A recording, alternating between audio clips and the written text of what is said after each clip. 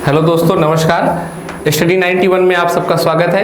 आज हम लोग पढ़ने जा रहे हैं फार्मर बिल, ठीक है, कृषि बिल जिसको कहते हैं 2020। हाल ही के समय में एक महीने पहले आप देख रहे होंगे लगातार पंजाब व हरियाणा में किसान विरोध कर रहे थे। तो ऐसा क्या है इन बिल में जिस कारण किसान इतना विरोध कर रहे थे?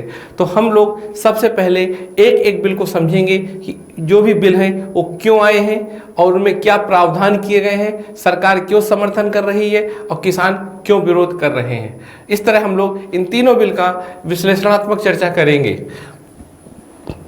ये तीनों bill GS paper first, GS paper second व जीएस पेपर थर्ड एवं ऐसे के लिए बहुत इंपॉर्टेंट है, क्योंकि आपको पता है कि एग्रीकल्चर सेक्टर से सवाल बहुत बड़ी मात्रा में हर साल पूछे जाते हैं। इसलिए आप लोगों को इस टॉपिक को बहुत अच्छे से समझना होगा। चलिए हम लोग चलते हैं, आगे पढ़ते हैं कि ये बिल कौन कौन से हैं। तो देखिए तीन बिल है जो सबसे पहले आपको बता दूं कि the farmer produce trade and commerce promotion and facilitation bill 2020। दूसरा बिल है the farmer empowerment and protection agreement of price assurance and farm service bill. और तीसरा है the essential commodity amendment bill. चूंकि इन तीनों बिल का आपको नाम याद होना चाहिए, क्योंकि प्रीलिम्स में ये तीनों बिल के नाम भी पूछे जा सकते हैं। थोड़ी नाम लंबे हैं इसलिए लोगों गलत कर सकते हैं, है ना। इसलिए हम लोगों को क्या इन बिल के नाम को भी याद करना होगा। तो चलिए हम लोग समझते हैं। सबसे पहले आप एक सामान्य समझ पैदा करिए कि आखिर एग्रीकल्चर क्षेत्र में क्या समस्या थी जिस कारण इन प्रावधानों को लाया गया। देखिए जब तक कोई समस्या नहीं होगी तो परिवर्तन तो किया नहीं जाएगा, अर्थात कोई ना कोई समस्या रही होगी जिस कारण ये परिवर्तन किए गए। तो चलिए हम लोग पहले देखते हैं कि एग्रीकल्चर क्षेत्र में क्या समस्या थी, कृषि क्षेत्र, ठीक है। जैसे कि आप लोग जानते हो कि भारत को कहा जाता है कि कृषि प्रधान देश, अर्थात यहाँ पर सबसे ज़्यादा लोग कृषि में संबंधित होते हैं, या सबके ज़्यादा रोजगार कहाँ पर है, कृषि के क्षेत्र में लोग जुड़े हुए हैं। लेकिन एक चीज़ समझिए कि 1947 के बाद हमारा जब देश आज़ाद हुआ उस समय हम लोगों के पास पर्याप्त खाने को भी नहीं था। लेकिन हरित क्रांति के कारण हम लोगों ने क्या किया, हम लोगों ने अपनी उत्पादन क्षमता तो बढ़ा ली, अर्थात अब हम पर्याप्त मात्रा में खाद्य का उत्पादन करने लगे, ठीक। परंतु एक क्षेत्र में अभी भी समस्या सॉल्व नहीं हुई। वो क्या? किसानों की आय नहीं बढ़ी।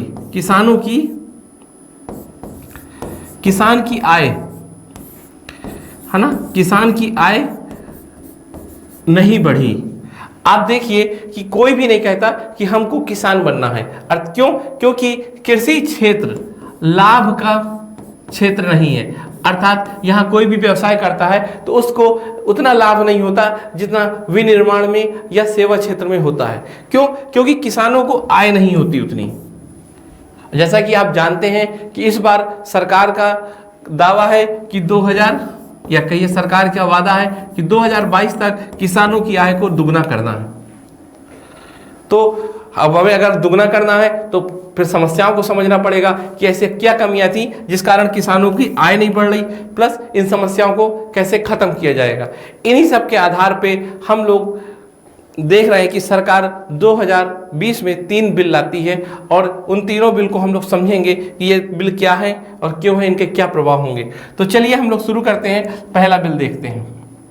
देखिए पहला बिल जो है वो है the farmer produce trade and commerce promotion and facilitation bill. जैसा कि आपको शब्द से ही समझ में आ रहा होगा कि जो किसान का उत्पाद है, अर्थात जो किसान बना रहा है या किसान जो पैदा कर रहा है उसके व्यापार के संबंध में या उसके कॉमर्स के संबंध में ये बिल है।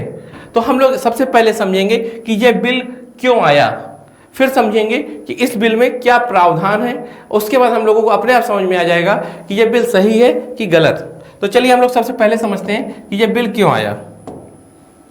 तो देखिए आपको जैसे मैं बताऊं कि जब देश आज़ाद हुआ था 1947 के समय, उस समय क्या था, उस समय किसान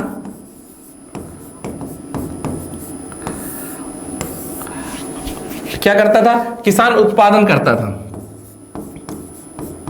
है ना। उसने अपनी खेती में जो भी बोया होगा उसको काटा और उत्पादन किया, फिर इसको बेचता कहाँ था। देखिए उस समय क्या होते थे, किसानों की इनकम होती थी कम, है ना, या बहुत घाटे में रहता था, क्योंकि आपको पता ही होगा कि ब्रिटिश काल की जो नीतियाँ थी वो किसान विरोधी थी, जिस कारण उसका प्रभाव हुआ और किसान बहुत कमजोर हो गए, अर्थात किसान आर्थिक रूप से बहुत कमजोर होते थे। आप पुरानी जो बॉलीवुड मूवी है जैसे 2 बीघा जमीन, आप ये मूवी जरूर देखिएगा, आपको उस समय की हालत समझ में आ जाएगी, है ना। मूवी जरूर देखा करिए, मूवी देखने से ना हमें काफी समझ विकसित होती है, पर मूवी कैसी, जो काम की हो। तो चलिए आप देखिए, उत्पादन, किसान उत्पादन करता था और किसको बेच देता था, चूंकि किसान साहूकार से उधार लिया होता था या जमींदार, और उनको ये उत्पादन बेच देता था। साहूकार बहुत सस्ती कीमत में लेता था इनसे, फिर सस्ती कीमत में लेता था। अब आपको समझ में आ गया होगा किसान क्या करता था, साहूकार से किसान पैसे लेता था उधार, है ना, पैसे उधार लेता था और बाद में उत्पादन को दबाव में आके साहूकार को बहुत कम कीमत पे बेच देता था। क्योंकि जब कम कीमत पे बेचेगा तो लाभ नहीं होगा, और लाभ नहीं होगा तो किसान को अगली बार के लिए फिर पैसे उधार लेने होंगे, और इस तरह किसान एक शोषण के चक्र में फंस जाता था। यह हो गया शोषण का चक्र, है ना। और बाद में क्या करता था, किसान आत्महत्या कर लेता था। तो ये चीज आप समझ रहे होंगे कि किसान के लिए कैसे खराब माहौल तैयार करती थी। अर्थात इस चीज को बंद करने के लिए सरकार ने क्या कहा, सरकार ने कहा कि अब कोई भी किसान का उत्पाद सीधे कोई नहीं खरीदेगा, बल्कि ये सीधे मंडी में बिकेगा, है ना, सीधे मंडी में बेचा जाएगा। इसके लिए सरकार लाई एपीएमसी एक्ट। एपीएमसी एक्ट लाई, जिसके तहत सरकार ने यह कहा कि अब किसान कोई भी उत्पादन अपना इस मंडी पे ही आके बेचेगा, और ये मंडी को सरकार द्वारा नियंत्रित किया जाएगा, सरकार द्वारा नियंत्रित किया जाएगा, है ना। अर्थात अब किसान साहूकार को अपना सामान नहीं बेचेगा, अगर ऐसा पाया गया तो सजा होगी, ठीक। तो सीधे आपको मंडी में बेचना होगा, ये कानून आ गया। अब देखिए इस कानून से क्या हुआ, इस कानून से किसान को अब सुरक्षा प्राप्त हो गई। क्या सुरक्षा मिली, क्या वो अपने सामान को, अपने उत्पाद को कहाँ, मंडी पे बेचेगा, जिस कारण वो अब साहूकार के दबाव से या शोषण से मुक्ति मिल गई। अब आपको ये मैं मंडी का कॉन्सेप्ट बता दूं क्या होता है। तो देखिए मंडी क्या होता है कि चूंकि आपको पता है कि कृषि राज्य का विषय है ना, आपको पता है कि हमारे संविधान में केंद्र व राज्य दोनों के लिए कार्यों का बंटवारा कर दिया गया है तथा कुछ विषय को समवर्ती सूची में रखा गया है। तो उसके अंतर्गत कृषि को राज्य क्षेत्र में रखा गया है। तो क्या किया गया, इस कानून के तहत प्रत्येक प्रदेश को, है ना, जैसे मान लीजिए कोई प्रदेश है, इसको कई भागों में बांट दिया जिले वाइज, है ना, और हर जिले में मंडी बना दी, ठीक, हर जिले में मान लीजिए मंडी हो गई। आप अपने शहर की मंडी जानते होंगे, यहाँ पर किसान आके अपना सामान बेचता है, ठीक। तो अब क्या हुआ, क्या नियम बना एपीएमसी के तहत, एपीएमसी के तहत क्या प्रावधान किया गया, ठीक, कि किसान आएगा,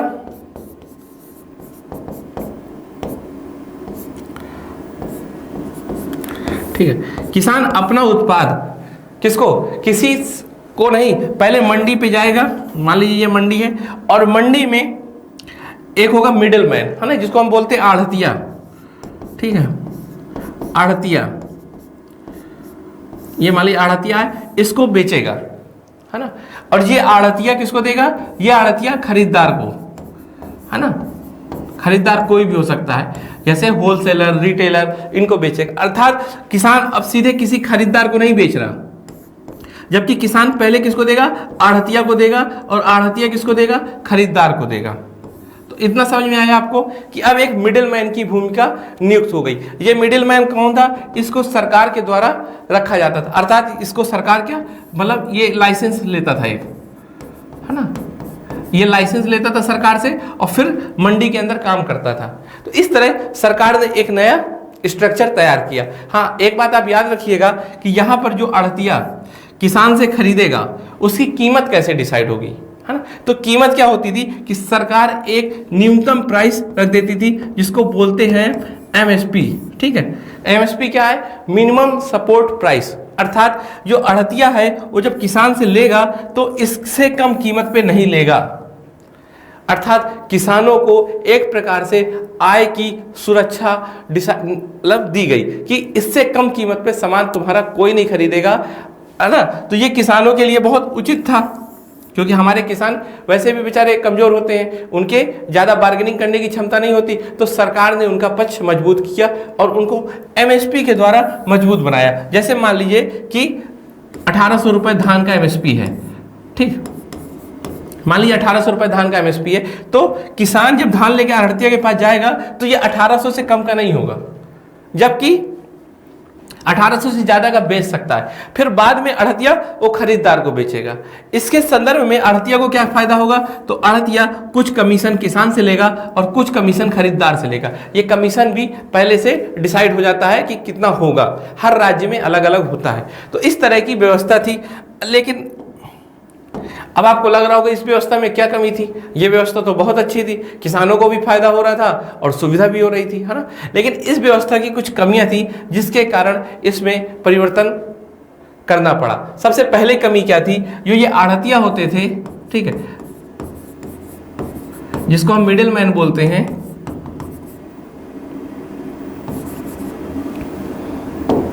ओके, मतलब ये जो आढ़तिया होते थे ये क्या करते थे, ये आपस में सब मिलके एक संगठन बना लेते थे, है ना। और जब संगठन बना लेते थे तो जब कोई किसान आता था तो किसान से क्या बोलते थे कि ठीक है, ये आपस में सब आढ़तिया क्या कहते थे, एक संगठन बना लेते थे जिसको हम कार्टेलाइजेशन बोलते हैं, ठीक है। और सब आपस में डिसाइड कर लेते थे कि हम लोग एमएसपी से ज्यादा कीमत पे लेंगे ही नहीं, अर्थात जो भी कीमत होगी वो एमएसपी तक ही रहेगी। ये सब आढ़तिया जब आपस में डिसाइड कर लेते थे। अब चूंकि किसान को तो इसी मंडी पे बेचना है, किसान तो इसी मंडी पे आया, अब इस मंडी पे सभी लोगों ने क्या किया, डिसाइड है कि एमएसपी से ज्यादा हम देंगे नहीं। तो किसान को ज्यादा कीमत नहीं मिलती थी, है ना, किसान को ज्यादा कीमत नहीं मिलती थी और किसान को एमएसपी पे ही बेचना पड़ता था। जबकि मैंने कहा किसान को उससे ज्यादा भी कीमत मिल सकती थी अगर उसके पास बेचने का कोई और विकल्प होता। मान लीजिए कहीं और जाता, ज्यादा कीमत लगा दी जाती, है ना, तो उसको जहां नहीं बेचना पड़ता। लेकिन चूंकि किसान को इसी मंडी पे बेचना है और मंडी के अंदर कौन है, सब आढ़तियों का जाल फैला हुआ है, तो आढ़तिया क्या करते थे, या कमीशन मैन क्या करते थे, ये आपस में संगठन बना लेते थे और किसानों को उचित कीमत नहीं मिलने देते थे। बाद में यही संगठन खरीदारों को ऊंची कीमत में बेचता था, ठीक है। यही अब चूंकि खरीदार भी किसान से नहीं ले सकता, है ना, तो ये संगठन के पास ही जाएगा और संगठन इसको ऊंची कीमत में देता था। जैसे मान लो कोई चीज 8 रुपए किलो खरीदा संगठन ने, लेकिन इसको बेच रहा है 16 रुपए किलो मान लीजिए, है ना, तो आप देखिए कि इसकी कीमत कितनी महंगी हो गई। उसका कारण क्या है, ये संगठन, है ना, ये मिडिल मैन। अगर मान लीजिए यही किसान सीधे खरीदार को बेचता 8 रुपए में, तो यही जब खरीदार किसी कस्टमर को देता तो ज्यादा से ज्यादा 10 रुपए या 12 रुपए में देता, है ना, अर्थात कस्टमर तक को सामान महंगा मिलेगा। कारण क्या उसका, ये बीच में मिडिल मैन, है ना। फिर एक और समस्या थी कि जो खाने के आइटम होते हैं, जो खाद्य पदार्थ होते हैं, वो जल्दी खराब हो जाते हैं, हाँ, क्योंकि ये प्रक्रिया लंबी होती थी, जिस कारण लगभग 20% फल व सब्जियां खराब हो जाती थी। अब एक देखिए, भारत एक ऐसा देश है जो मतलब कुपोषण जिसमें सबसे ज्यादा है विश्व में, और वहां पर इतनी बड़ी मात्रा में अगर खाद्य बर्बादी होगी तो ये उचित होगा, है ना। कहा जाए कि 20% अगर खाना ना बर्बाद होता तो जाने कितने लाखों लोगों का ये पेट भर सकता था। तो ये भी एक समस्या थी। दूसरी क्या थी, इस तरह से आप कह सकते हैं कि कई समस्याएं थी। एक, जो आढ़तियों ने आपस में जाल बना रखा था, उससे किसानों को दिक्कत होती थी, किसानों को उचित कीमत नहीं मिलती थी, खाद्य की बर्बादी होती थी, है ना। इस कारण सरकार ने जो कानून आया, the farmer produce trade and commerce promotion and facilitation bill 2020, इस बिल के द्वारा, अगर मैं इस बिल को साधारण शब्दों में बताऊं तो इस बिल के द्वारा सरकार ने क्या किया, सरकार ने यह कह दिया कि अब किसान अपना उत्पाद एक तो मंडी में भी बेच सकता है और मंडी के बाहर भी बेच सकता है। अर्थात मंडी या मान लीजिए कोई कोल्ड स्टोरेज या सीधे किसी को भी होलसेलर को बेच सकता है। अर्थात अब किसान के पास ज्यादा विकल्प है बेचने के, किसान कहीं भी अब बेच सकता है। तो इसमें क्या कहा गया, इसमें कहा गया कि एग्रीकल्चर सेल, ठीक है, outside the notified agriculture produce market committee, अर्थात जो मैंने एपीएमसी आपको मंडी बताया था, अब उसके बाहर भी किसान अपना सामान बेच सकता है। अर्थात किसान को अब ज्यादा विकल्प उपलब्ध होंगे।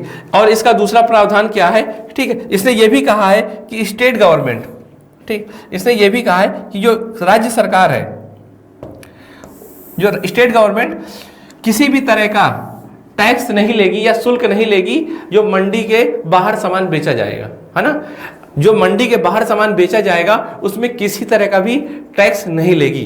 तो ये दो प्रावधान इसके मेन हैं, ठीक है। इसमें सरकार ने क्या कहा, इसमें सरकार ने कहा है कि अब किसान अपना सामान कहीं भी मंडी के बाहर बेच सकता है। साथ ही ये भी बता दिया है कि अब राज्य सरकार किसी भी तरह का शुल्क नहीं लगाएगी अगर कोई सामान मंडी के बाहर बिक रहा है। तो अब सवाल उठता है कि ये तो फिर अच्छा है, क्योंकि अब किसानों को ज़्यादा विकल्प मिलेगा सामान बेचने का। जब ज़्यादा विकल्प होगा तो ज़्यादा कीमत मिलेगी। मेरा कहने का मतलब, जैसे मान लीजिए एक किसान है, ठीक है, कोई एक फार्मर है, ठीक, ये जाता है मंडी में, ठीक है, मंडी में मान लो इसे ज़्यादा से ज़्यादा रुपये मिल रहा है, 18 रुपये पर किलो, ठीक, ये बाहर कहीं बात करता है, जैसे मान लीजिए बाहर 20 रुपये पर किलो है, ठीक है, फिर तीसरी जगह भी बात करता है, मान लीजिए यहाँ 16 रुपये पर किलो है। तो ये क्या करेगा, इसको ये पता है कि मुझे सबसे ज़्यादा कीमत यहाँ मिल रही है और अपना सामान यहाँ बेच देगा। या मान लीजिए मंडी में ज़्यादा मिल रही होगी तो मंडी में बेच देगा, क्योंकि इसमें क्या है, इस कानून के तहत अभी जो सरकारी मंडियाँ थी उनको ख़त्म नहीं किया गया। बस क्या कह दिया गया है कि बाहर भी अब सामान बेच सकेगा किसान, साथ ही बाहर बेचने में कोई शुल्क नहीं लगेगा। तो ये दो प्रावधान किए, इनको समझिएगा, मैं जो बार बार शब्द बोल रहा हूँ शुल्क, उसका बहुत प्रभाव है। तो चलिए, मैंने आपको यहाँ क्या बताया कि अब किसान बाहर बेचेगा, तो सरकार ने इसके संबंध में क्या बोला है, सरकार ने इसके समर्थन में बोला है कि अब किसानों को, ठीक है, किसानों को ज्यादा विकल्प होंगे बेचने के, ज्यादा विकल्प, ठीक, जब ज्यादा विकल्प होंगे तो ज्यादा आय होगी, है ना, यहां ज्यादा, अर्थात अब देखिए जो एपीएमसी के आड़तिया थे वो संगठन भी बना लेंगे तो कोई प्रभाव नहीं पड़ेगा। ये सरकार का दावा है कि अब सरकार कह रही है कि किसानों की ज्यादा आय होगी। और पहले आप देखिए कि कैसे, मैंने बताया था आपको कि एक ही राज्य कई तरह की मार्केट में टूट गया था, है ना, हर मंडी अपने आप में कंप्लीट थी, हर किसान को अपनी मंडी पे ही बेचना पड़ता था। लेकिन अब क्या हुआ, अब एक राष्ट्र एक मंडी, है ना, अर्थात अब किसान कहीं भी पूरे भारत में अपने उत्पाद को बेच सकता है, यहां उसको सबसे अच्छी कीमत मिले। आप देखते होंगे इसी के संदर्भ में एक नैम पोर्टल भी आया था, नेशनल एग्री, है ना, नैम पोर्टल इसी के लिए आया था कि अब किसान अपने सामान को पूरे भारत में कहीं भी बेच सकता है, बस उसको अच्छी से अच्छी कीमत मिले। तो ये कानून तो बड़ा अच्छा लग रहा है। इस कानून के अब हम क्या हुआ कि अब किसान सीधे बेचेगा, जब सीधे बेचेगा तो क्या क्या फायदा होगा, एक तो किसानों की आय ज्यादा होगी। अब इस कानून का फायदा क्या है, देखिए, पहली बात तो विकल्प ज्यादा है, ठीक, विकल्प ज्यादा तो आय ज्यादा हो सकती है ना, यहां किसानों को ज्यादा आय मिले वहां ले। फिर अब खाद्य बर्बादी नहीं होगी, खाद्य बर्बादी नहीं होगी, क्यों, क्योंकि अब किसान सीधे किसको बेच रहा है, सीधे खरीदार को बेच रहा है, ठीक। प्लस अब महंगाई भी कम होगी। क्यों कम होगी महंगाई, क्योंकि अब जो बीच में मिडल मैन थे, ठीक, जो आड़तिया थे, अब वो खत्म हो जाएंगे, तो इससे महंगाई भी कम होगी।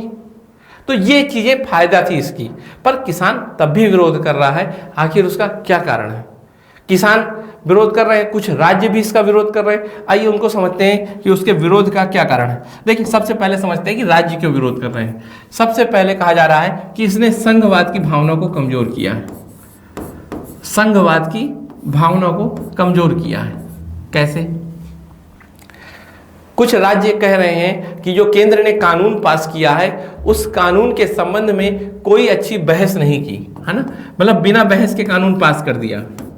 अगर सरकार राज्यों से वार्ता करती, अर्थात राज्यों के साथ विश्वास में लेती और फिर यह कानून पास करती तो उचित होता।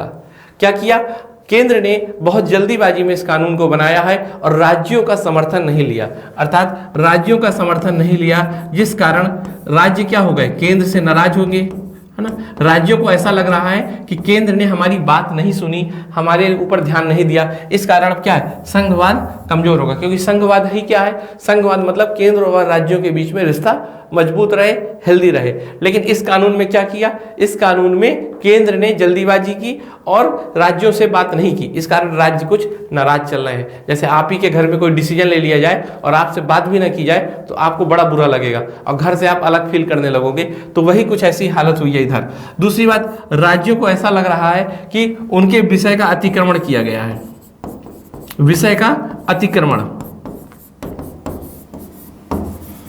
कैसे? क्योंकि आपको पता है कि कृषि क्षेत्र राज्य का क्षेत्र है ना, अर्थात कृषि के संबंध में सारे मामले राज्य निर्णय लेता है। कृषि के संदर्भ में जो भी निर्णय लेगा वो राज्य लेगा, पर यहां पर केंद्र ने ले लिया है। तो केंद्र को निर्णय जो लिया है तो उसमें भी राज्यों का विरोध है और राज्य कह रहा है कि आपने हमारे विषय में अतिक्रमण किया है, अर्थात राज्यों को इस मामले में भी दिक्कत है।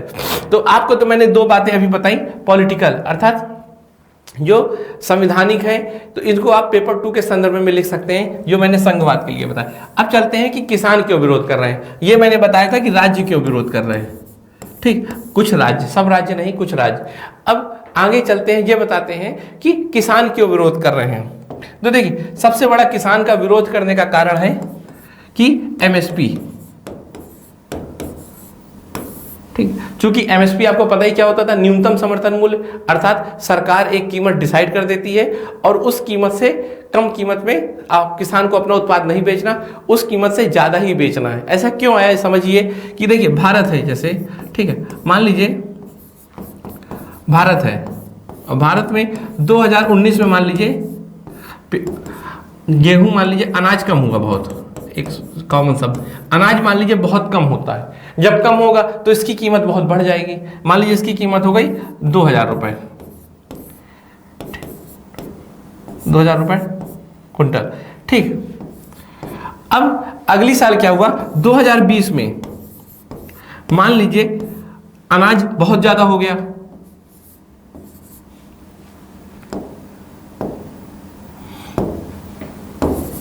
अनाज बहुत ज्यादा हो गया, ठीक। क्योंकि अब ये ज्यादा हो गया जब, ठीक, तो अब इसकी कीमत बहुत कम हो जाएगी, है ना। मान लीजिए अब हो गई 1000, ठीक। तो क्या होगा कि अब किसान को 1000 में बेचना पड़ेगा, जबकि किसान ने क्या किया था, जब 2019 में अनाज नहीं हुआ था तो किसान को ऐसा लगा कि चलो इस बार हम लोग अनाज ही अनाज बो देते हैं ताकि अगले साल फायदा होगा। पर अगली साल इतना ज्यादा अनाज हो गया कि उसकी कीमत 1000 हो गई। इस तरह से क्या हुआ, इस तरह से किसान को उसकी जितनी लागत थी वो भी नहीं मिल पाएगा। मान लो लागत ही हो 1100 रुपए, ठीक, तो क्या होगा, किसान को 100 रुपए घाटे में अपना सामान बेचना पड़ेगा। आप देखते हो कि अधिकतर किसान क्या है, रोड में अपना टमाटर फेंकते हैं, दूध फेंकते हैं, यही विरोध दर्ज करते हैं क्योंकि उनको लागत के बराबर ही कीमत नहीं मिलेगी। बात तो ये है कि लागत के बराबर भी उनको कीमत नहीं मिलेगी। तो इसलिए सरकार ने सुरक्षित किया कि एमएसपी देंगे। एमएसपी मतलब अगर सरकार ने कह दिया कि वो 2000 रुपए कुंटल लेगा तो 2000 से कम नहीं कोई कीमत देगा, 2000 से ज्यादा ही देना पड़ेगा अगर किसान मंडी में आके बेचता है तो। क्लियर? तो इस तरह से किसानों को आय के लिए एक प्रकार से सुरक्षा दी गई एमएसपी के द्वारा, ठीक है। तो एमएसपी का प्रावधान क्या था, यह था कि जब किसान एपीएमसी मंडी में जाएगा, एपीएमसी मंडी में जाएगा तो जो इसको कीमत मिलेगी वो एमएसपी से ज्यादा ही होगी, या एमएसपी होगी या एमएसपी से ज्यादा होगी। परंतु जो नया कानून आया है उसमें ऐसा कोई प्रावधान नहीं किया गया कि अगर किसान अपना उत्पाद को बाहर बेचेगा या निजी क्षेत्र में बेचेगा तो भी उसको एमएसपी जरूर मिलेगी। अर्थात एमएसपी के संबंध में कोई स्पष्ट प्रावधान नहीं किया गया। इस कानून की सबसे बड़ी समस्या यही है, इसी कारण किसान इसका विरोध कर रहे हैं। स्पष्ट प्रावधान नहीं है,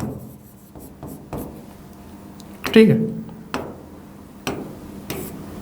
स्पष्ट प्रावधान नहीं है, कोई स्पष्ट कानून नहीं बना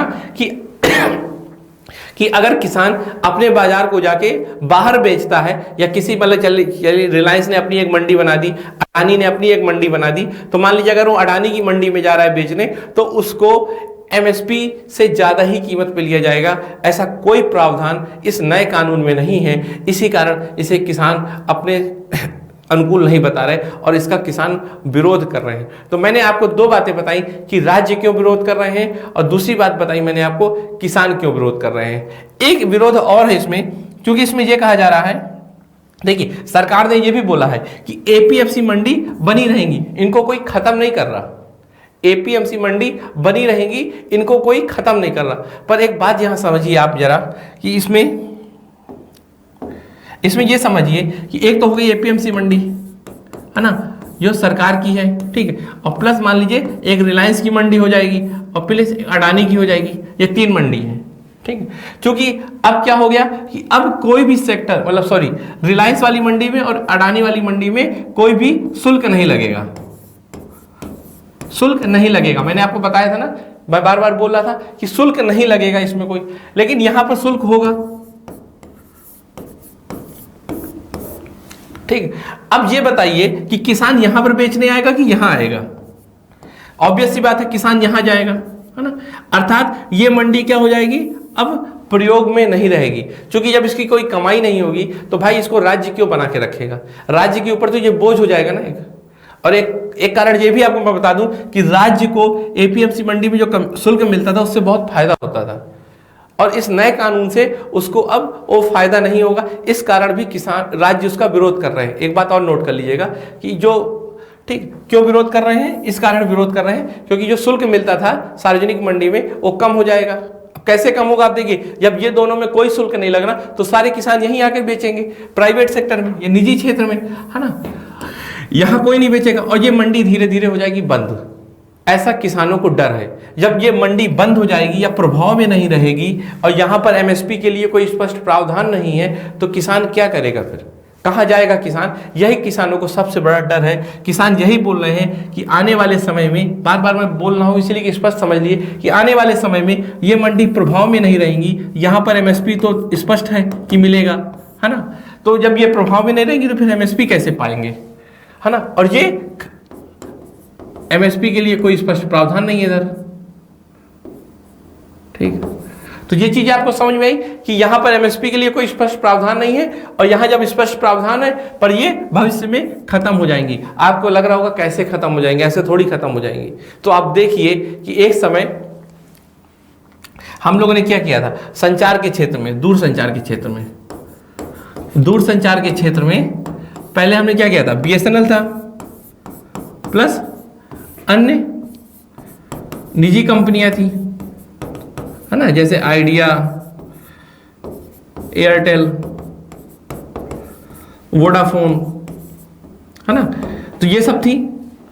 तो सरकार ने क्या कहता है कि बीएसएनएल भी चलेगी और बाकी कंपनियां भी चलती रहेंगी। ऐसे ही तो था ना सेम, जैसे ये एपीएमसी हो गया और ये अन्य कंपनियां हो गई तो चलता रहेगा। लेकिन सरकार ने क्या किया, इस पे कोई ज्यादा ध्यान नहीं दिया और सारे कस्टमर यहां चले गए, सारे कस्टमर इधर आ गए, तो बीएसएनएल को लाभ होना हो गया बंद। और एक समय क्या बात हो रही है कि बीएसएनएल को बंद कर दिया जाए। और मान लीजिए अगर बीएसएनएल को बंद कर दिया और जहां पर केवल जियो का रह गया प्रभाव, ठीक है, तो क्या होगा, फिर निजी क्षेत्र का एकाधिकार हो जाएगा, निजी क्षेत्र का एकाधिकार हो जाएगा। जैसे आप देखिए आज की डेट में जियो ने चालू किया था 399 से, अब 799, फिर 1099। ऐसे ही मान लीजिए कि जब मान लीजिए ऐसे ही प्राइवेट क्षेत्र है जो किसान से फिर बहुत कम कीमत में सामान लेने को मजबूर कर देगा, क्योंकि किसान के पास कोई और विकल्प नहीं होगा, क्योंकि शायद एपीएमसी मंडी तब तक बंद हो चुकी होंगी। आप बीएसएनएल के उदाहरण से इसको बहुत अच्छे से समझ सकते हैं, और अगर कोई भी दिक्कत हो तो आप पूछ सकते हैं, ये मेरा दायित्व है कि मैं फिर आपको बताऊंगा, ठीक है। तो हम लोगों ने ये समझा कि किस तरह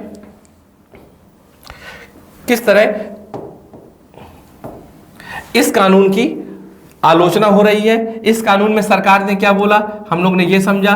फिर ये समझा कि इसकी क्या नेगेटिविटी है, अर्थात इसका क्यों विरोध हो रहा है। इन दोनों को हमने बहुत अच्छे से समझा। हमने ये हर क्षेत्र में जाके समझा कि कैसे ये राज्यों के लिए बुरा है, कैसे ये किसानों के लिए बुरा है, या भविष्य में इसके क्या समस्याएं आ सकती हैं। अब दूसरा कानून है the farmer empowerment and protection agreement of price assurance and farm service bill 2020। देखिए ये क्या है, इसके प्रावधान को हम समझते हैं, ठीक है।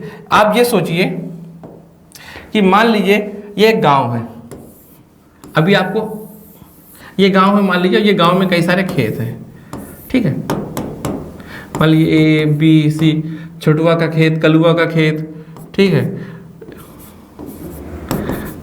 ये मान लीजिए खेत है, छोटे छोटे खेत हैं। अब मान लीजिए ये क्या है, ये मान लीजिए रिलायंस है, ठीक है, रिलायंस की ही बात होगी, ये मान लीजिए रिलायंस है। अब होता क्या है कि ये सभी अपना अपना कुछ उगा रहे हैं, ठीक है, कोई आलू, कोई चावल, कोई गेहूं, कोई अनाज, छोटे छोटे खेत है, अपना उगा रहे हैं। आपको पता ही है कि जब छोटे खेतों में कार्य होता है तो हम मशीनों का प्रयोग नहीं कर पाते, और जिस कारण पर्याप्त मात्रा से लाभ नहीं होता और किसानों की आय पे नकारात्मक प्रभाव पड़ता है। लेकिन अगर ऐसा हो जाए, मान लीजिए कि आर को क्या कहना है कि कोई चिप्स की वो खोला, ब्रांड खोलना, हमारा अब रिलायंस चिप्स आएगी मान लीजिए, तो इसको क्या चाहिए, इसको आलू चाहिए होगा उसके लिए, है ना, और आलू भी एक स्पेसिफिक डिमांड के, ऐसे नहीं है कि आलू किसी तरह के, तो एक विशेष तरह के आलू चाहिए होगा इन्हें। अब क्या करे, रिलायंस यहां पर जाके किसानों से बात करे और कहे कि तुम एक काम करो, हमें पूरी अपनी जमीन दे दो, है ना, हमें अपनी जमीन दे दो और हम जिस तरह का है उस तरह के आलू होगा ना, और हम तुम्हारे सारे आलू खरीद लेंगे और हम तुमको कीमत दे देंगे। तो ये तो बहुत अच्छी बात है। इससे क्या होगा कि रिलायंस इन सब से बात कर लेगा और जब उपज होगी ये सब बेच देंगे अपने, है ना। तो किस रिलायंस को क्या होगा, रिलायंस को उसकी गुणवत्ता वाले आलू मिल जाएंगे, जिस कारण वो अच्छी चिप्स बना सकेगा और एक नया मार्केट तैयार होगा जिसको हम बोलते हैं फूड प्रोसेसिंग मार्केट, है ना। एक नई इंडस्ट्री तैयार होगी, खाद्य प्रसंस्करण जिसको बोलते हैं, ये टॉपिक है हमारे यूपीएससी में, ठीक। तो खाद्य प्रसंस्करण क्षेत्र तैयार होगा। और भी अन्य फायदे हैं, जैसे देखिए कि एग्रीकल्चर क्षेत्र में सबसे बड़ी क्या समस्या है, सबसे बड़ी समस्या है निवेश की, है ना। अर्थात किसानों के पास ज्यादा पैसा होता नहीं है, सरकार की अपनी सीमाएं हैं, ठीक है, तो इसमें ज्यादा पैसे नहीं खर्च करते। लेकिन अगर निजी क्षेत्र सीधे यहां पर जुड़ जाएगा, अभी तक अलाउ नहीं था, कुछ राज्यों में थोड़ी बहुत अलाउ था लेकिन पूरी तरह से नहीं। अगर मान लीजिए निजी क्षेत्र सीधे इससे जुड़ जाएगा तो क्या होगा कि निजी क्षेत्र मान लीजिए रिलायंस आया, इन सारे लोगों से बात कर ली कि हमें तुम्हारा इस गुणवत्ता का आलू लेना है, तो क्या करेगा, इनको बीज दे देगा, है ना, उर्वरक भी दे देगा अपने हिसाब से, प्लस सलाह भी देगा कि भाई कैसे उगाना, क्या नहीं करना, और साथ में जब आलू हो जाएगा तो खरीद भी लेगा। हाँ, अब आप समझिए कि इससे क्या होगा, इससे किसानों की आय बढ़ेगी, किसानों की आय क्या होगी, बढ़ जाएगी। क्यों, और किसानों को कोई दिक्कत भी नहीं होगी, क्योंकि अब उन्हें बीज के लिए परेशान नहीं होना पड़ेगा, उर्वरक के लिए परेशान नहीं होना पड़ेगा, बस उन्हें अपनी जमीन में खेती करनी है और जो आलू होगा और रिलायंस को बेच देना है। ये स्थिति तो बहुत अच्छी लग रही है, पर समस्या ये है कि किसान होते हैं कमजोर।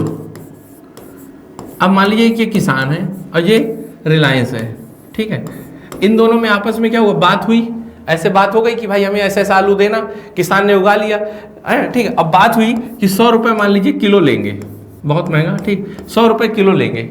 लेकिन जब आलू आ गया तो रिलायंस वाले क्या कह रहा है कि तुम्हारा आलू तो यार खराब है, ठीक है, उसका साइज छोटा है, या कहेगा कलर अलग है, तो एक काम करो हमें 50 रुपये में ही दो बस। अब बेचारा किसान क्या करेगा, क्योंकि किसान को आलू तो बेचना ही है, ऐसा तो है नहीं कि रख लेगा, सब्जी खराब हो जाती है, तो किसानों को रिलायंस को बेचना ही पड़ेगा। और चूंकि आपको पता है कि किसान की इतनी क्षमता नहीं है कि वो रिलायंस वालों से लड़ लेगा, है ना कि कानूनी रूप से लड़ पाएगा ना फिजिकली, तो इस तरह से किसान का हो जाएगा शोषण। ऐसा पहले हो चुका है एक दो बार, पेप्सिको का पंजाब के साथ हुआ था, पंजाब के किसानों के साथ टमाटर को लेकर, है ना। तो इस तरह हो सकती है समस्या। अर्थात जो मैंने पहले बताया था उसको बोलते हैं कॉन्ट्रैक्ट फार्मिंग, ठीक है, कॉन्ट्रैक्ट फार्मिंग, ठीक। कॉन्ट्रैक्ट क्या होगा, किसान के बीच में और रिलायंस के बीच में कॉन्ट्रैक्ट हो रहा है ना, तो इसको बोलते हैं कॉन्ट्रैक्ट फार्मिंग। जिसका फायदा क्या था ये मैंने आपको बता दिया, लेकिन इसका नुकसान भी क्या है, किसानों का इसमें शोषण हो सकता है। क्लियर। इसीलिए सरकार ने क्या किया, इसीलिए सरकार ने एक कानून बनाया जिसमें क्या कहा गया, प्राइस एश्योरेंस, अर्थात प्राइस एश्योरेंस, अर्थात शब्द समझिएगा, किसानों को जो मिलने वाला आय होगी ना, जो प्राइस होगी उसको एश्योर कर दिया है। उसमें बदलाव नहीं हो सकता। साथ में जो उसको सर्विस भी मिलनी होगी ना, वो भी डिसाइड हो गई है, जैसे बीज, उर्वरक, है ना। तो ये किसानों को मजबूत किया गया है। सरकार ने कोशिश की है कि किसानों को मजबूत करते हुए निजी क्षेत्र के साथ जोड़ा जाए, ताकि किसानों को भी निजी क्षेत्र का फायदा मिल सके। ठीक, तो इसी के संबंध में सरकार ने कुछ प्रावधान किए हुए हैं। जैसे इसमें कहा गया है, इसको मैं साधारण भाषा में समझा दूं, इसमें सबसे पहले तो ये कहा गया है कि एक एग्रीमेंट होगा। ठीक है, पहले ही एग्रीमेंट हो जाएगा उत्पादन के पहले। ठीक है, फार्मर एंड बायर के बीच, दोनों के बीच में एग्रीमेंट हो जाएगा, ताकि कोई विवाद ना हो। ठीक, तो कैसा प्रोडक्शन होना है उसके लेकर हो जाएगा, पहले एग्रीमेंट हो जाएगा। दूसरा क्या है कि एग्रीमेंट कम से कम एक क्रॉप सीजन के लिए होगा।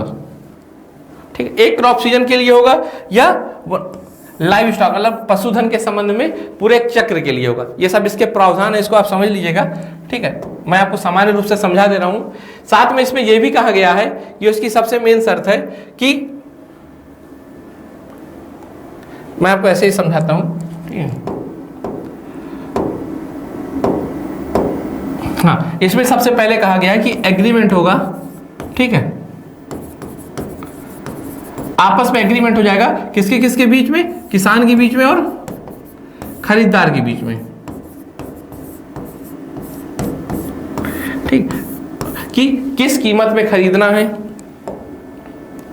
ठीक है, किस कीमत में, अर्थात क्या मूल्य होगा, क्या गुणवत्ता होगी। ठीक, क्या क्या किसान को सर्विस प्रदान की जाएंगी, है ना। जैसे मैंने कहा था आपको, खाद, बीज सब दिया जाएगा। तो ये सब चीजें पहले से डिसाइड हो जाएंगी, ताकि किसान के साथ कुछ गलत ना हो। यदि खरीदार गलत करेगा तो उसके ऊपर फाइन भी लगाया जाएगा, अर्थात दंड भी दिया जाएगा। ऐसा किया गया है। तो इस कानून के माध्यम से किसान को मजबूत किया गया है, ताकि वो निजी क्षेत्र के साथ जुड़कर वह लाभ कमा सके और किसानों का शोषण ना हो सके। इस प्रावधान में इसमें ये भी प्रावधान किया गया है, यदि कोई दिक्कत होती है, मान लीजिए यदि कोई दिक्कत होती है, किसान या खरीदार के बीच में कोई भी मनमुटाव या कोई भी विरोध होता है, तो उसके लिए एक पूरी प्रोसेस बताई गई है। वो प्रोसेस क्या है, उस प्रोसेस, मेन प्रोसेस ये है कि जब अगर कोई विवाद हो जाएगा तो किसान कहाँ जाएगा, किसान एसडीएम के पास शिकायत करने जाएगा, सब डिविजनल मजिस्ट्रेट के पास। और ये क्या करेगा, ये एक बोर्ड का गठन करेगा और कहेगा कि 30 दिन के अंदर निर्णय देना है। ठीक, फिर एसडीएम अगर निर्णय देगा, उसके खिलाफ अपील भी की जा सकती है, तो डिस्ट्रिक्ट कलेक्टर के पास जाएगा। ठीक है, लेकिन ये कह दिया गया कि किसान कहाँ जाएगा, एसडीएम के पास, है ना। अर्थात ये भी कह दिया एक प्रकार से कि कोर्ट में नहीं जा सकेगा, अर्थात कोर्ट नहीं जाएगा, यहां जाएगा। भाई न्याय के लिए जहां जाया जाता है कोर्ट के, है ना। अब फौजदारी कोर्ट और दीवानी कोर्ट अलग अलग होते हैं, लेकिन आप समझ जाइए, न्यायालय जाया जा सकता था, लेकिन उसके पास न्यायालय का रास्ता बंद कर दिया और केवल क्या किया कि एसडीएम के पास शिकायत करने जा सकता है। अब इस कानून का आपको क्या फायदा है, क्या नुकसान है? तो मैंने फायदा आपको क्या बताया था कि सबसे पहले क्या फायदा था कि कॉन्ट्रैक्ट फार्मिंग से निजी निवेश बढ़ेगा, है ना। मैंने आपको पूरा बताया कि निजी निवेश बढ़ेगा तो किसानों की आय बढ़ेगी, उनको अच्छी गुणवत्ता का आगत मिलेगा, जैसे खाद बीज, तो उनकी अच्छी फसल होगी। साथ में किसानों को परेशान नहीं होना पड़ेगा बेचने के लिए, क्योंकि उनके पहले से ही कॉन्ट्रैक्ट हो गया। तो ये सब फायदे होंगे। पर इसकी सबसे बड़ा नुकसान क्या है कि आपको पता होता है कि जो एग्रीमेंट होगा वो क्या होगा, कानूनी भाषा में होगा। और कानूनी भाषा तो हम जैसे लोगों को भी समझ में कभी नहीं आती, तो किसान के साथ तो गलत हो सकता है ना। तो ये कहा गया है कि इससे किसान का शोषण होगा, ऐसा कुछ कहा जा रहा है इसके बारे में कि किसान का शोषण होगा, है ना। ये कहा गया कि निजी क्षेत्र को जो हम परमिशन दे रहे हैं, अनुमति दे रहे हैं, वो किसान के लिए उचित नहीं होगा, क्योंकि किसान बहुत सुभेद्य होते हैं और उनके साथ शोषण हो सकता है। दूसरी इसमें समस्या ये बताई गई है कि इसमें दीवानी न्यायालय पे जाने का अधिकार खत्म कर दिया और कहाँ किया गया, एसडीएम के पास। क्योंकि आपको पता है कि जो ब्यूरोक्रेसी होती है, फीताशाही होती है, उसका स्वभाव कैसा होता है है ना, क्योंकि ये काम को लेट लतीफ करते हैं, साथ में इनका काम की गुणवत्ता उतनी अच्छी नहीं होती। अब चूंकि किसान के पास विकल्प क्या है, एक विकल्प तो खत्म कर दिया, बस यही विकल्प बचा है, तो ये भी कहा जा रहा है कि किसान को जो न्याय का द्वार है वो तो बंद कर दिया, और जो दूसरा द्वार खोला है वो अच्छा नहीं है ना। इस तरह भी कहा जा रहा है कि किसान के साथ गलत होगा और किसान का शोषण बढ़ेगा। इस कानून की ये दो प्रमुख आलोचनाएं हैं, और मैंने आपको बता दिया दूसरा कानून क्यों आया ना, और उसका क्या फायदा हो सकता है और क्या नुकसान हो सकता है। चलिए अब हम लोग चलते हैं तीसरे कानून पे। तीसरा कानून है essential commodity act amendment bill 2020। तो देखिए ये कोई नया बिल नहीं है, जबकि एक पुराने बिल को ही संशोधन किया गया है ना। अमेंडमेंट मतलब होता है संशोधन। तो क्यों है तो अब हम समझते हैं कि पुराना बिल क्या था और उसमें क्यों संशोधन किया गया। अगर संशोधन किया गया है तो उसका क्या फायदा होगा और क्या नुकसान होगा, तो चलिए हम समझते हैं। अगर आप लोगों ने इकोनॉमी सर्वे पढ़ा होगा तो उसमें ये बहुत अच्छे से इसकी चर्चा की गई है। तो देखिए इसेंशियल कमोडिटी एक्ट 1955, ठीक है। तो अब इसेंशियल कमोडिटी का मतलब होता है बुनियादी वस्तुएं, बुनियादी वस्तुएं, है ना। मतलब बुनियादी का क्या मतलब है, जो मनुष्य के जीवन जीने के लिए जरूरी हो, अर्थात एक मनुष्य को अगर जीवन जीना है तो उसके लिए जरूरी हो। जैसे कहा जाता है ना रोटी कपड़ा और मकान, ये सब क्या है, बुनियादी जरूरतें हैं। इसके बिना एक मनुष्य अच्छा जीवन नहीं जी सकता। तो चूंकि ऐसा हो सकता है कि मान लीजिए कभी सब चीजें निजी क्षेत्र के हाथ में है, और मान लीजिए निजी क्षेत्र क्या करे कि सारा सामान स्टॉक कर ले। मान लीजिए जितना अनाज हुआ, जैसे मान लीजिए यूपी है और यूपी में 1000 किलो, एक मतलब 1000 मान के चलिए 1000 किलो अनाज होता है, और इसको क्या करे निजी क्षेत्र स्टॉक करके रख ले, अर्थात अपनी गोदाम में ताला लगा के रख ले। तो क्या होगा, मार्केट में तो रह नहीं जाएगा, तो फिर हाहाकार होगा, है ना। तो इसलिए सरकार ने क्या कहा कि जितनी भी बुनियादी वस्तुएं हैं उसके संबंध में हम स्टॉक लिमिट लगाएंगे, अर्थात आप कितना रख सकते हो। यदि कह दिया जाएगा कि मान लीजिए मात्र 10 किलो रख सकते हो, है ना, तो कोई भी स्टॉक करने वाला 10 किलो से ज्यादा नहीं रखेगा। यदि रखेगा तो उसके ऊपर तुरंत कार्रवाई होगी, उसको जेल भेजा जाएगा।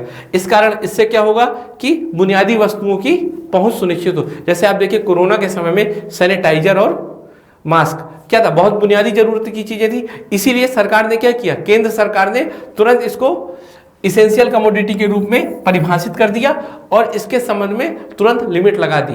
अर्थात आप समझिए कि इसेंशियल कमोडिटी एक्ट के द्वारा सरकार बुनियादी वस्तुओं को के रूप में कुछ वस्तुओं को सुनिश्चित करती है, फिर उसके संबंध में स्टॉक संबंधित या उसकी कीमत के संबंध में नए नियम बना देती है ताकि इसकी पहुंच सभी तक हो सके।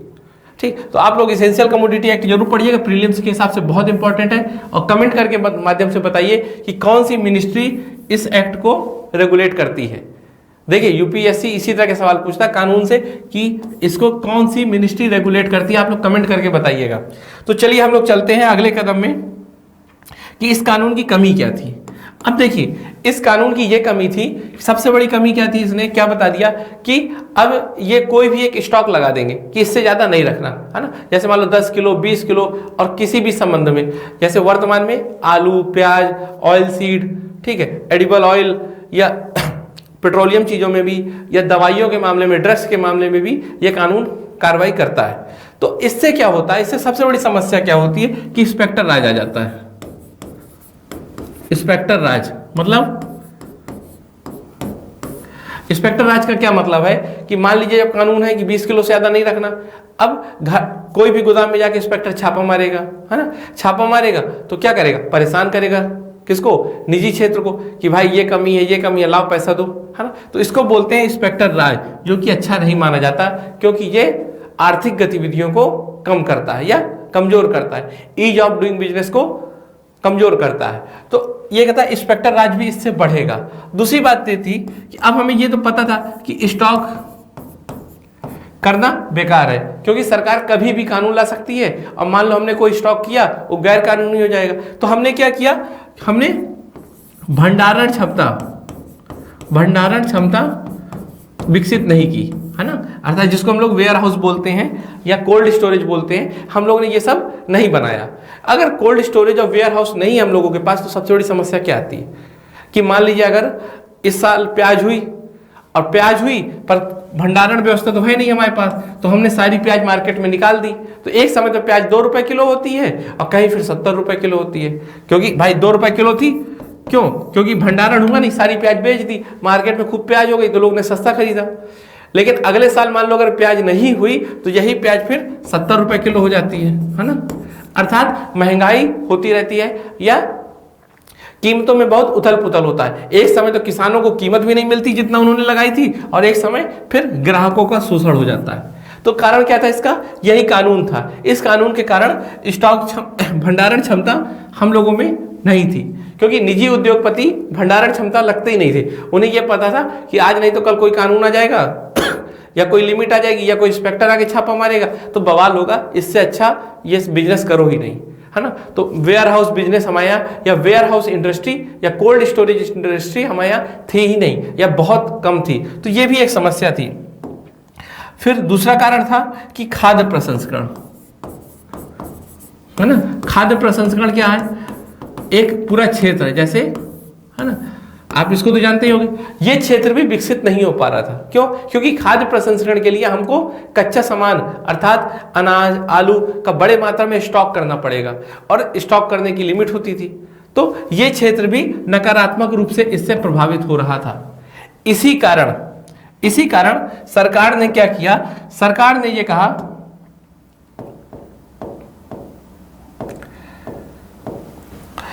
ये कहा कि pulses, oil seeds, edible oils, onion और पोटैटो इस लिस्ट से बाहर कर दिए गए हैं। अर्थात अब इसके संबंध में सरकार कोई भी लिमिट नहीं लगाएगी।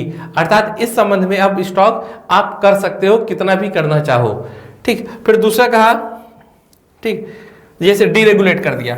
साथ में यह भी कहा है कि यदि मान लीजिए कभी बहुत ज्यादा कीमत बढ़ जाती है या कोई आपदा आ जाती है, ठीक है, या कोई युद्ध हो जाता है, तो उस समय इसकी स्टॉक लिमिट लगाई जा सकती है। अर्थात सामान्य दिनों में कोई लिमिट नहीं होगी, पर इन जैसे जब विशेष आपदा संबंधित कोई समय होगा तो उस संबंध में नियम लगाए जाएंगे। अर्थात सरकार ने क्या किया? इस क्षेत्र को कर दिया डीरेगुलेट, है ना। अब जो समस्या थी वो समस्या अब खत्म हो जाएंगी। लेकिन इसकी एक, अब आगे चलते हैं जैसे, ठीक, तो हमने क्या कहा? अब इस कानून का पॉजिटिव क्या है ना।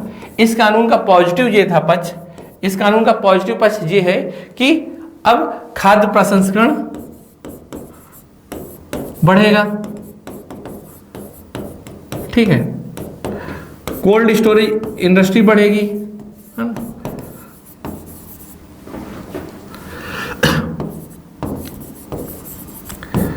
ये भी इसका फायदा है, ठीक, तो जिससे कीमतों में उतार चढ़ाव कम होगा, है ना। तो ये सब फायदा है। लेकिन इसका निगेटिव क्या है? अगर इसका नकारात्मक पक्ष ये है कि जब स्टॉक लिमिट नहीं होगा तो अब उद्योगपति बड़ी से बड़ी मात्रा में अपने यहाँ स्टॉक कर लेंगे, और जब स्टॉक कर लेंगे तो बाजार में उसकी कमी हो जाएगी, और बाजार में जब उसकी कमी हो जाएगी तो फिर कीमत बढ़ जाएगी। जैसे मान लीजिए कि एक जिला है, मान लीजिए कि यूपी है। अब यूपी में मान लीजिए टोटल 2000 किलो प्याज हुई, ठीक है, और उस समय मान लीजिए कीमत 10 रुपए किलो है। अब क्या होगा? कोई मान लीजिए उद्योगपति सारी प्याज को अपनी गोदामों में भर ले। अब मार्केट में प्याज तो रह नहीं जाएगी, जब प्याज नहीं होगी तो उसकी कीमत बढ़ जाएगी, और उसकी कीमत मान लो हो गई 100 रुपए किलो, है ना। तो फिर यही उद्योगपति अपनी गोदाम से निकाल के सामान बेच देगा और इसको बहुत फायदा होगा। तो इसको क्या बोलते हैं? इसको बोलते हैं कालाबाजारी, है ना। तो कालाबाजारी की घटना बढ़ सकती है, इस कारण इस कानून का विरोध किया जा रहा है। तो इस तरह से मैंने आपको समझाया कि तीनों कानून क्या थे, तीनों कानून का क्या सकारात्मक पक्ष है, तीनों कानून की क्या पृष्ठभूमि है, और तीनों कानून का क्या नकारात्मक पक्ष है। मुझे उम्मीद है कि आपको समझ में आया होगा। मैंने बहुत ही बेसिक से समझाया है, और आपको कुछ भी अगर समझ में ना आए तो आप कमेंट के माध्यम से पूछ सकते हैं, मैं आपको उनका जवाब दूंगा। धन्यवाद।